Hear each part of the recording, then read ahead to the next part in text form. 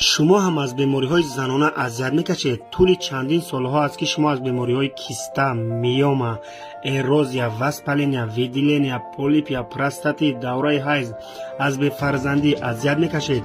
در چند جا تبابت کردین اما فایده نکرد. خواطر نشوید. تبابتی گیاهی راه این مشکلات شما را پیدا کرد. و شما توصیه می‌دیم تامپون سفیر 100% کفالت دارد. محصولات دارای سرتیفیکات میباشد از وزارت تندرستی گذرانده.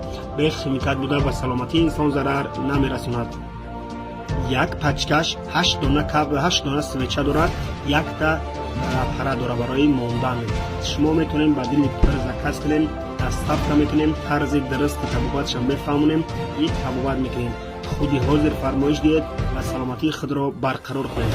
برای زکاز برقم مولکرامودا زنگ زنید یا اینکه در کامنتاری شفا نویسید. ما واتساپ رو به شما روانه میکنیم.